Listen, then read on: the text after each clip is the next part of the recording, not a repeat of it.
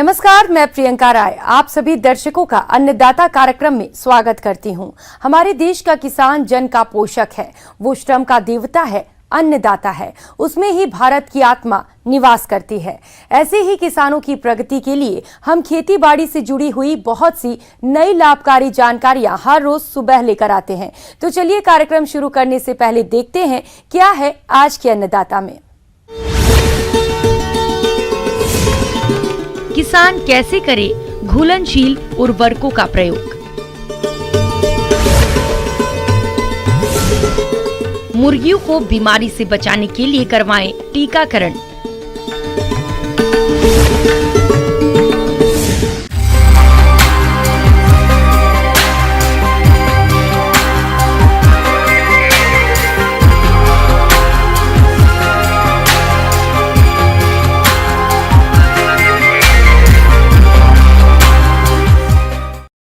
राज्य में किसान विभिन्न सब्जियों की खेती करते हैं, लेकिन वे इनमें संतुलित मात्रा में खाद उर्वरकों का प्रयोग नहीं करते और खासकर घुलनशील उर्वरकों के बारे में किसानों को कम ही जानकारी रहती है, जिससे किसानों को सब्जियों से अधिक उपज नहीं मिल पाता। तो किसान भाइयों, आप फसलों से अधिक उत्पादन लेने के लिए किस प्रकार से करें घुलनशील उर्वरकों का प्रयोग, इस बारे में जानकारी दे रहे हैं कृषि विज्ञान केंद्र फलोदी जोधपुर के सस्य वैज्ञानिक डॉक्टर मनमोहन पूनिया।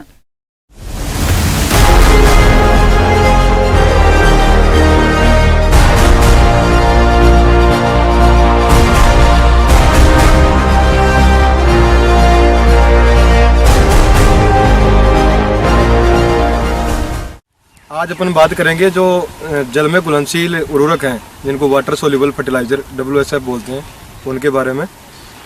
उनका जो घुलनशील होते हैं 100% जल में पूर्णतया घुलनशील होते हैं और वो पर्णीय छिड़काव के लिए किसान भाई उनको आसानी से और कम रेट में, सस्ती रेट में उनका उपयोग कर सकते हैं। जल में विलय उर्वरकों का प्रयोग। सामान्य उर्वरकों के प्रयोग के बावजूद फसलों को समूची मात्रा में आवश्यक तत्व नहीं प्राप्त होते हैं। 100% जल में विलय का घुलनशील विभिन्न तत्वों के मिश्रण का फसलों पर छिड़काव करने से पोषक तत्व उनको तुरंत मिलते हैं। इन उर्वरकों की कीमत काफी कम होती है और प्रभाव अधिक होता है। किसान खड़ी फसल में जल में घुलनशील उर्वरकों का प्रयोग करें तो लागत में कमी आएगी, जबकि उत्पादन में वृद्धि होगी। खड़ी फसल में 40 से 50 दिन बाद में जो भी अपनी फसल है, गेहूँ है, ज्वार, बाजरा, मूंग, मोट, मतलब दलहनी फसलें हो गई, तिलहनी हो गई, अनाज वाली फसलें हो गई, सभी फसलों में उनका प्रयोग आसानी से कर सकते हैं। तो फसल की बुआई के 40 से 50 दिन बाद जब फसल की जो पत्तियां हैं वो पूरी ज़मीन को आराम से आसानी से ढक ले, उस समय 1 से 1.5% का घोल तैयार करते हैं, जिसमें जो पहला छिड़काव वो 1744 जो यूरिया फास्फेट के नाम से जानते हैं, वो 1744 जो यूरिया फास्फेट है उसका 1 किलो से लेकर के 1.5 किलोग्राम मात्रा 100 लीटर पानी में घोल करके उसका मतलब समान रूप से पूरे खेत में उसका छिड़काव करते हैं। दूसरा जो छिड़काव करना होता है वो इसके 15 दिन बाद में किया जाता है। तो उसके लिए NPK 18, 18 और 18 या फिर NPK 19, 19 और 19, ये जो 2-3 प्रकार के जो जल में घुलनशील उर्वरक हैं वो आसानी से काम में लेते हैं। तो जो दूसरा उर्वरक का जो स्प्रे करेंगे वो अपने पहले जो स्प्रे किया उसके 15 दिन बाद में उसको करना पड़ता है। उसकी 1 से 1.5 किलोग्राम जो मात्रा होती है उसको 100 लीटर पानी में घोल करके और समान रूप से पूरे खेत में मतलब स्प्रे और पर्णीय छिड़काव कर देते हैं। खेत में उर्वरक डालने पर नत्रजन की 25 से 55% मात्रा ही प्रयुक्त होती है। फास्फोरस की तो महज 15 से 25% मात्रा ही पौधों को मिलती है, जबकि पोटाश की 40 से 60% मात्रा ही पौधे ले पाते हैं, क्योंकि खेत में डाले गए उर्वरक को पौधे की जड़ें मिट्टी से अवशोषित करती हैं।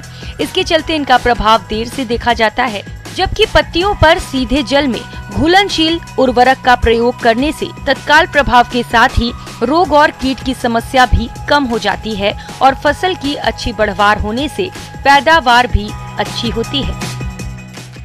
इसका एक फायदा यह है कि ये जो अपने भूमि में जब बुआई के समय बेसल डोज में अगर कोई भी पोषक तत्व है जिसमें नाइट्रोजन है, फास्फोरस है या पोटास है, वो अगर उस समय कोई नहीं दे पा रहा है तो खड़ी फसल में उन पोषक तत्वों की पूर्ति के लिए इसको अपने फॉलियर स्प्रे करके या परनीय छिड़काव करके आसानी से मतलब फसल को प्राप्त किया जा सकता है।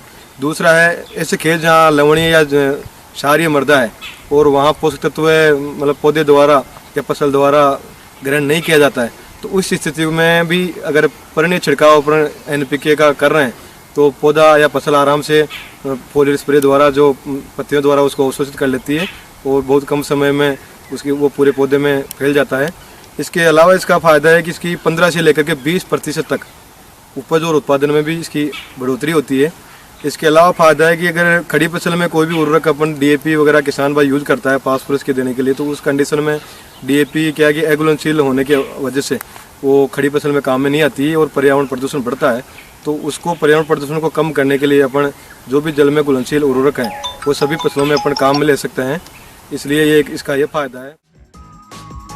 आज के समय में किसान फसलों से अधिक पैदावार लेने के लिए फसलों में उर्वरकों का घोल बनाकर प्रयोग करने लगे हैं। इससे फसल की बढ़वार अच्छी होती है और पैदावार भी अधिक मिलती है।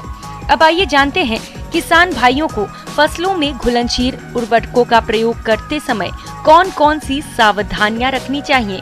वो इस प्रकार से हैं। पर इसकी कुछ सावधानियां रखनी पड़ती है।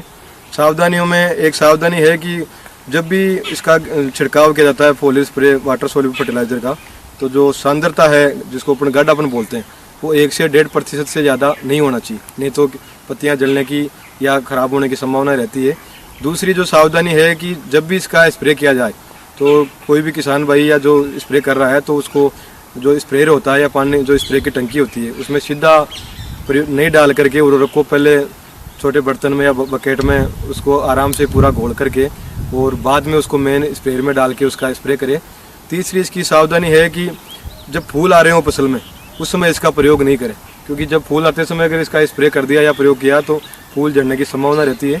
इसलिए फूल आने के बाद अगर बीज और फल बढ़ रहे हैं उस स्थिति में अगर आप कर रहे हो तो उत्पादन में बहुत अच्छा प्रभाव पड़ता है। एक इसका यह है कि अगर खरपतवारनाशी का प्रयोग अगर आपको साथ करना है तो ये एक साथ आप इसको कोई भी उर्वरक या खरपतवारनाशी आपस में एक साथ नहीं मिला सकते, इसलिए खरपतवारनाशी का स्प्रे करने के 10 दिन बाद इसका स्प्रे करें। और कोई भी 2 उर्वरक एक साथ इसमें नहीं मिलाए जा सकते, इसलिए जब भी परनीय छिड़काव या फॉलियर स्प्रे करना हो वाटर सोल्यूबल फर्टिलाइजर का तो एक ही उर्वरक एक बार में उसको पूरा घोल करके और उसका समान रूप से स्प्रे किया जाता है। और ये सभी फसलों में आराम से मतलब इसका छिड़काव किया जाता है, जो बहुत ही सस्ता और आसानी से उपलब्ध फर्टिलाइजर होते हैं। ब्रेक के बाद आप सभी दर्शकों का अन्नदाता में स्वागत है।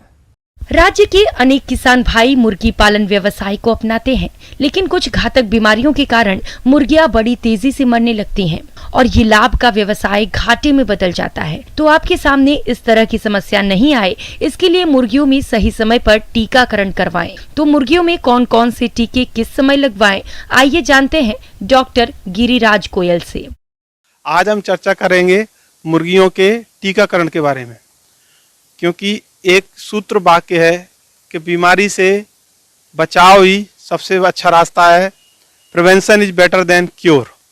अगर आप अपने मुर्गियों के समूह में बीमारी को आने से रोक देंगे तो आपको उनको नियंत्रित करने के लिए जो दवाइयाँ हैं उनका उपयोग नहीं करना पड़ेगा, और दूसरा बीमारी आने पर जो उत्पादन और हानि जो होती है उसको आप आसानी से रोक सकते हैं।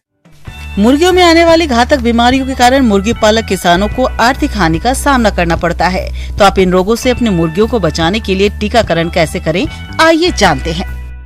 अब बात करें टीकाकरण का पूरा जो शेड्यूल है उसके बारे में, तो सर्वप्रथम मुर्गियों में मैरेक्स नामक बीमारी का टीका लगाया जाता है, जो कि सामान्यतः हैचरी से 1 दिन के चूजे में लगाकर किसान भाइयों को दिया जाता है। उसके उपरांत जब किसान भाई चूजों को लेकर आते हैं तो उसके पश्चात 7 दिन की उम्र में रानीखेत बीमारी का B1 या F1 स्ट्रेन किसान भाइयों को मुर्गियों के चूजों के नाक या आँख के द्वारा 2 बूंद की मात्रा में देना चाहिए। इसके पश्चात 14 दिन की उम्र में IBD या गंबोरो नामक बीमारी का टीका देना चाहिए, जिसको कि पानी में मिलाकर 0.2 ml प्रति चूजे की दर से दिया जाता है। इसके पश्चात 21 दिन की उम्र में वापस रानीखेत बीमारी का लासोटा नामक स्ट्रेन पीने के पानी में मिलाकर दिया जाता है। उसके पश्चात 28 दिन की उम्र में गंबोरो बीमारी का बूस्टर डोज पीने के पानी में मिलाकर चूजों को दिया जाता है। उसके पश्चात अगर हमको मुर्गियों को अंडे उत्पादन के लिए रखना है तो करीब 30 से 32 दिन की उम्र में हमको आईबी इन्फेक्शियस ब्रोंकाइटिस नामक बीमारी का भी टीका पीने के पानी में देना चाहिए।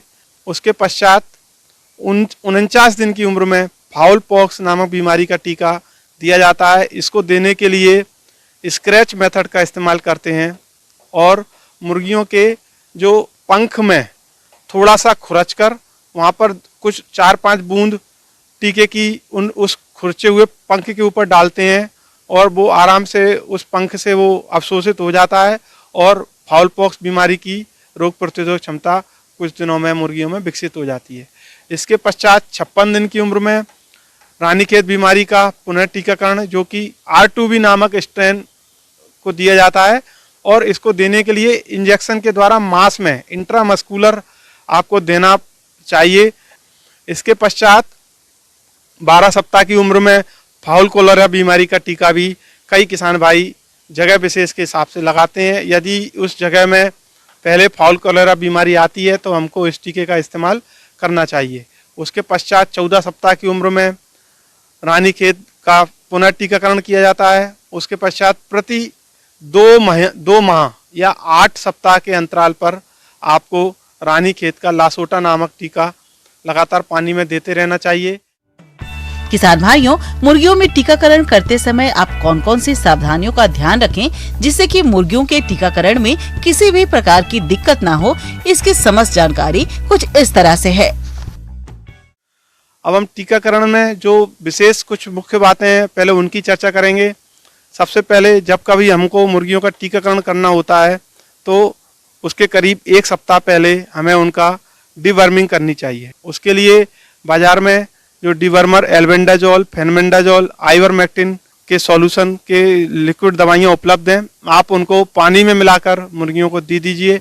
उसके उपरांत आप 1 सप्ताह बाद टीके का इस्तेमाल करिए। जब कभी वैक्सीन, जिस दिन वैक्सीन किया जाता है उस दिन दाने में किसी भी प्रकार की एंटीबायोटिक या दवाइयाँ नहीं मिलाते हैं या पानी में भी एंटीबायोटिक या दवाइयाँ नहीं मिलाते हैं। कि जब कभी हम पानी में कोई भी टीका देंगे तो पानी में स्किम मिल्क पाउडर, जो दूध का पाउडर रहता है, वो 6% की दर से, इसका मतलब है 1 लीटर पानी में 60 ग्राम दूध का पाउडर पहले घोल देंगे और इसके बाद करीब 5 से 10 मिनट बाद उसमें वैक्सीन को मिलाएंगे।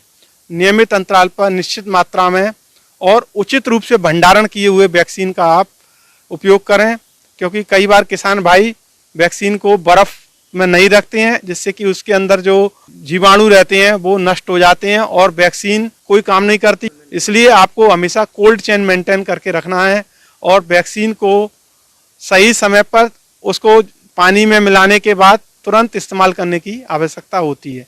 आधा से 1 घंटे के उपरांत वैक्सीन की जो क्षमता है वो कम होने लगती है। इसलिए आप वैक्सीन को उसके जो डाइल्यूएंट घोल है उसमें मिलाने के आधा से 1 घंटे के बाद तुरंत इस्तेमाल कर लीजिए। इन सब बातों का ध्यान रखेंगे तो आप अपने मुर्गियों के जो उत्पादन क्षमता है और उनकी रोग प्रतिरोधक क्षमता है उसको उच्च बनाए रखेंगे और आप अपने प्रॉफिटेबिलिटी को भी बहुत उच्च स्तर पर बनाए। ब्रेक के बाद एक बार फिर आप सभी दर्शकों का अन्नदाता कार्यक्रम में स्वागत है।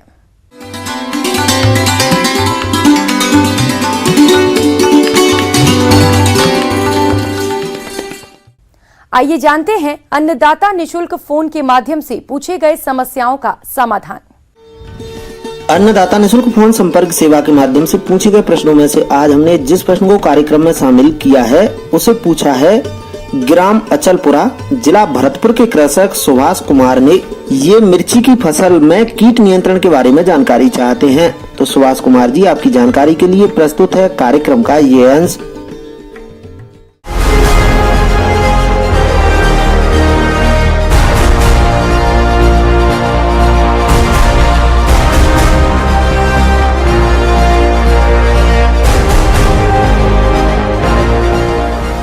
जब कभी भी आप मिर्च की खेती करने जाते हैं, चाहे सामान्य मिर्च की हो या शिमला मिर्च की हो, आप उसमें विभिन्न प्रकार के कीड़े मकोड़े और बीमारियों का आक्रमण हो जाता है, जिससे आपकी फसल अच्छी नहीं हो पाती और आपको इसमें काफ़ी नुकसान भी झेलना पड़ता है। सबसे पहले बात आती है कि किसान मिर्च की फसल में लगे कीटों को पहचाने कैसे, क्योंकि बिना पहचान किए आप इसका नियंत्रण आसानी से नहीं कर पाएंगे। इसमें 2 या 3 प्रकार के कीड़े और बीमारियां ऐसी होती हैं जिनको ज़्यादा नुकसान आपकी फसल को होता है, और ये देखा गया है कि इसमें जो मुख्य बीमारी आती है उसको फैलाने में कीट का ही हाथ है। मिर्च में आप देखिए, शिमला मिर्च हो या कोई सामान्य मिर्च हो, इसमें मुख्य रूप से 3 प्रकार के कीड़ों का प्रकोप होता है। आपने कभी कभी देखा होगा कि मिर्च की पत्तियां ऊपर की ओर मुड़ने लगती हैं, और कभी आपने देखा होगा कि मिर्च की पत्तियां नीचे की ओर मुड़ने लगती है। कभी आपने देखा होगा कि मिर्च की पत्तियां कोड़ी हो जाती हैं और फिर पीली हो जाती हैं। मिर्च में आप देखिए, शिमला मिर्च हो या कोई सामान्य मिर्च हो, इसमें मुख्य रूप से 3 प्रकार के कीड़ों का प्रकोप होता है। मिर्च की फसल को नुकसान पहुंचाने वाले कीटों की समय रहते किसान अपने स्तर पर नियंत्रण किस तरह से करें और कीटों के प्रकोप से बचाव के लिए कौन से उपायों को अपनाएं, आइए जानते हैं। अगर पत्तियां ऊपर की ओर मुड़ रही है, इसका मतलब आपकी फसल में थ्रिप्स का प्रकोप हुआ है। मिर्च का थ्रिप्स जो है एक इसका प्रमुख कीट है, और जब कभी भी इसका प्रकोप होता है तो मिर्च की पत्तियां ऊपर की ओर मुड़ने लगती हैं। तो जब आपके खेत में इस प्रकार का प्रकोप दिखाई दे तो आपको तुरंत एक तो इमामेक्टिन बेंजोएट जो बहुत प्रसिद्ध दवा है 5SG, ये दवा बहुत कारगर होती है और कई कीटों के लिए इसको काफ़ी उपयोगी माना गया है। तो 200 ग्राम मात्रा प्रति हेक्टेयर की दर से अगर आप इसका प्रयोग करते हैं तो मिर्च में थ्रिप्स का प्रकोप कम हो जाएगा। इसके साथ साथ कुछ अन्य कीटों का भी नियंत्रण इससे हो जाएगा। इसमें कोई फल बेधक कीट लगता है या कोई अन्य कीट लगता है तो भी उसका नियंत्रण हो जाएगा। दूसरा बात, जैसे मैंने आपको बताया कि कुछ किसान भाइयों के खेतों में नीचे की ओर पत्तियां मुड़ने लगती है, तो अगर आपकी पत्तियां नीचे की ओर मुड़ रही है, इसका मतलब है कि आपके खेत में माइट का प्रकोप हो गया है। माइट भी एक ऐसा प्राणी है जिससे आपकी फसल को काफ़ी नुकसान पहुंचता है। अगर आपने इमामेक्टिन बेंजोएट छिड़क रखा है तो आपके खेत में फिर माइट का भी प्रकोप नहीं होगा। तीसरा जो कीट है जो बहुत ज़्यादा नुकसान पहुंचाता है और इसके प्रकोप से पत्तियों में वायरस का रोग का भी फैलाव होता है और पत्तियां कोढ़ी हो जाती हैं, वो है सफ़ेद मक्खी। सफ़ेद मक्खी एक बहुत छोटे छोटे कीट होते हैं जो कि स्कूल की सभी फल सब्जियों पर लगते हैं, जैसे आलू हो गया, बैगन हो गया, टमाटर हो गया, मिर्च, ये सभी एक कुल की सब्जियां हैं। इन सभी पर व्हाइट फ्लाई का प्रकोप होता है और ये कीट बहुत ही छोटे होते हैं, आपको नंगी आंख से नहीं दिखा देते हैं। ये पत्तियों से रस चूस करके पत्तियों को नुकसान पहुंचाते हैं और साथ साथ ये वायरस को भी फैलाते हैं। तो इससे वायरस के फैलने से पत्तियों को और फसल को काफ़ी नुकसान होता है और पत्तियां कोढ़ी हो जाती हैं, थोड़ी मुड़ जाती हैं। तो जहाँ कहीं भी आपकी पत्तियां कोढ़ी हो रही हो या पीली हो रही हो, इसका मतलब व्हाइट फ्लाई का प्रकोप हो गया। जब कभी भी आपके खेत में एक पौधे पर दिखाई दे तो उस पौधे को उखाड़ करके और ज़मीन में गाड़ दीजिए, नष्ट कर दीजिए, क्योंकि सफ़ेद मक्खी उसी रोग ग्रसित पौधे से वायरस को लेकर के दूसरे स्वस्थ पौधे में पहुँचाती है। जब कभी भी आपको इस प्रकार के पौधे दिखाई दें तो प्रारंभिक अवस्था में ही नष्ट कर दीजिए। जब आपको लगे कि आपके खेत में 1-2 पौधों में, पहले ये सिम्टम 1-2 पौधों में ही आता है, पत्तियां कोढ़ी हो रही हैं या पीली हो रही है, तो एक दवा आप लिख लीजिए, पायरिप्रॉक्सीफेन 5% और फेनप्रेपोथिन 15 EC। ये दवा बहुत ही कारगर है, पायरिप्रॉक्सीफेन और फेनप्रेपोथिन का मिक्सचर। ये दवा लगभग 750 ml प्रति हेक्टेयर लगती है। 750 ml दवा को अगर आप 500 लीटर पानी में अच्छी प्रकार से छिड़काव कर देंगे प्रारंभिक अवस्था में, तो फिर व्हाइट फ्लाई का प्रकोप आपके खेतों में नहीं बढ़ने पाएगा। और जब आपके फसल में फल लगने लगते हैं उसमें विभिन्न प्रकार के फल बेधक कीड़ों का भी प्रकोप होता है, जो फलों में को छेद करके, विशेषकर शिमला मिर्च के फलों को छेद करके उसे नष्ट कर देते हैं। तो जहाँ कहीं भी फल बेधक का प्रकोप आपको दिखाई दे तो सबसे अच्छी दवा है क्लोरांट्रा नीलीप्रोले। क्लोरांट्रा नीलीप्रोले 18.5 SC जो नाम की दवा है, वो 150 मिलीलीटर दवा को 500 लीटर पानी में घोल करके अगर आप प्रति हेक्टेयर छिड़काव कर देते हैं एक बार, तो आपके खेत में फल बेधक की भी समस्या खत्म हो जाएगी। लेकिन आपको विशेषकर इन कीटों के नियंत्रण में ये ध्यान देना है कि दवाओं का प्रयोग समुचित रूप से किया जाए। इसमें से किसी भी एक दवा को एक बार ही छिड़काव करना चाहिए। किसी भी एक दवा को बार बार छिड़काव करने से कीड़ों में प्रतिरोधक क्षमता पैदा हो जाती है। तो विशेषकर आप इस बात का ध्यान रखें, जो दवा आपको बताई गई है ये सभी दवाएं भारत सरकार द्वारा अनुमोदित है मिर्च में प्रयोग के लिए। तो आप इन्हीं दवाओं का प्रयोग कीजिए, जो मात्रा बताई गई है उसी मात्रा में प्रयोग कीजिए। तो अगर सभी समय पर समुचित दवाओं का प्रयोग करेंगे तो निश्चित रूप से आपके खेतों में कम से कम समस्या आएगी और आपको आपकी आय में बढ़ोतरी होगी विभिन्न प्रकार के सब्जियों विशेषकर मिर्च के उत्पादन से।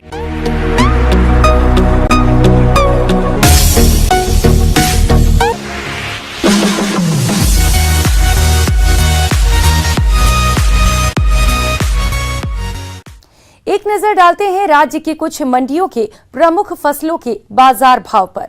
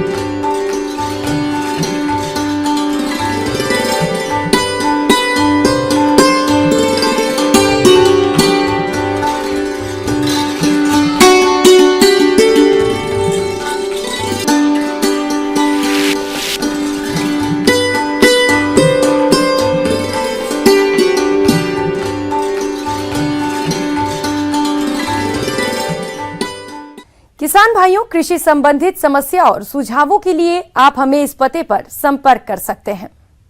प्रोड्यूसर अन्नदाता news 18 Rajasthan, Ramoji film city, Hyderabad 501512। साथ ही आप हमें ईमेल भी कर सकते हैं। हमारा ईमेल है p18annadatarajasthan@news18.com। इसके अतिरिक्त आप हमें निःशुल्क हेल्पलाइन नंबर 1800 8892 163 पर सोमवार से शनिवार सुबह 10 से शाम 4 बजे के बीच संपर्क कर सकते हैं। अब समय हो रहा है आपसे विदा लेने का। कल फिर मुलाकात होगी कृषि से जुड़ी महत्वपूर्ण जानकारियों के साथ। तब तक के लिए नमस्कार।